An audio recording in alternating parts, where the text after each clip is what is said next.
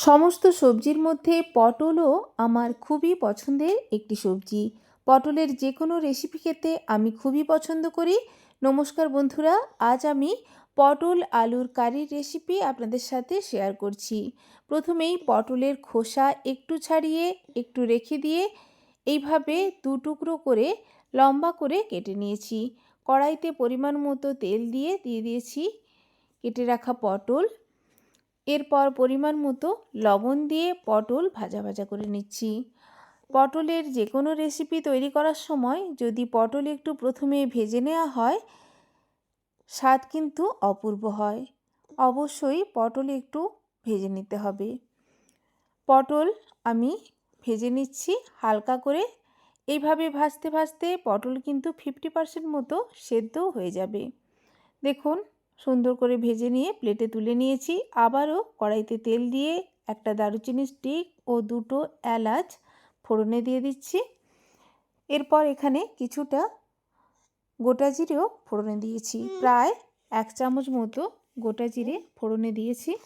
ফোড়ন থেকে সুন্দর গন্ধ বেরিয়ে এলে দিয়ে দেব কেটে রাখা পেঁয়াজ। পরিমাণ মতো লবণ দিচ্ছি। পেঁয়াজ ভেজে নিচ্ছি। পেঁয়াজ এইভাবে ভাজতে ভাজতে যখন সফট হয়ে আসবে, এখানে আমি দিয়ে দেব কেটে রাখা আলুও লম্বা করে কেটে নিয়েছি। পটলও লম্বা করে কেটেছি, আলুকেও লম্বা করে কেটে নিয়েছি। আলু দিয়ে প্রথমেই একটু নাড়াচাড়া করে নিচ্ছি গ্যাসের ফ্লেম মিডিয়ামে রেখে। এতে করে আলু হালকা করে ভাজা হয়ে যাবে। এরপর গ্যাসের ফ্লেম লোতে করে দিয়ে ঢাকা দিয়ে দিচ্ছিলাম মিনিট 3 জন্য।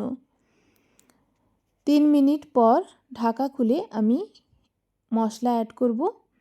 প্রথমেই দিয়ে দিচ্ছি কিছু গুঁড়ো মশলা, যেমন প্রথমেই দিচ্ছি জিরের গুঁড়ো প্রায় 2 চামচ মতো, ধনের গুঁড়ো প্রায় 2 চামচ মতো ও পরিমাণ মতো হলুদ গুঁড়ো দিচ্ছি। এরপর গুঁড়ো মশলা আমি নাড়াচাড়া করে মিশিয়ে নেব। একটু নাড়াচাড়া করে নিচ্ছি। এরপর এখানে আমি একটা টমেটো কেটে অ্যাড করছি। টমেটো আলুর ওপরে দিয়ে ঢাকা দিয়ে দেব। এতে করে গুঁড়ো মশলাও কষানো হয়ে যাবে। ঢাকা দিয়ে রাখার ফলে টমেটো কিন্তু সফট হয়ে যাবে। দেখুন, মিনিট 2 জন্য ঢাকা দিয়ে রেখেছিলাম, ঢাকা খুলে দিয়েছি। আবারও একটু নাড়াচাড়া করে দিয়ে দিচ্ছি আদা রসুনের পেস্ট। প্রায় 1 চামচ মতো আদা রসুনের পেস্ট আমি এখানে অ্যাড করেছি। আদা রসুনকেও খুব ভালো করে ভেজে নেব, যাতে করে এর মধ্যেকার কাঁচা গন্ধটা চলে যায়। অনবরত নাড়াচাড়া করে আদা রসুনের পেস্টকেও ভেজে নিয়েছি। এই পর্যায়ে আলুও কিন্তু 50% সেদ্ধ হয়ে গেছে।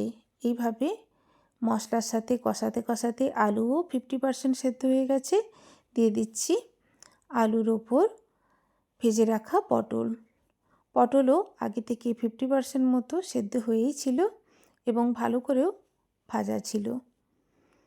ভালো করে মশলার সাথে মিশিয়ে নিচ্ছি, যাতে করে মশলার সুন্দর ফ্লেভার পটল ও আলুর সাথে খুব ভালো করে মিক্স হয়ে যায়। এইভাবে আলু পটল মশলার সাথে কষিয়ে রান্নাটা করেছি। খেতে অপূর্ব হয়েছিল। রুটি, লুচি, পরোটা, সাদা ভাত সব কিছুর সাথে এটা সার্ভ করা যাবে। খেতে দারুণ লাগবে। দেখুন, খুব ভালো করে কষানো হয়ে গেছে। এরপর এখানে আমি অ্যাড করব পরিমাণ মতো জল। আপনারা চাইলে এটা এইভাবে কষা কষাও সার্ভ করতে পারেন, তবে অল্প জল দিয়ে সেক্ষেত্রে আপনাদের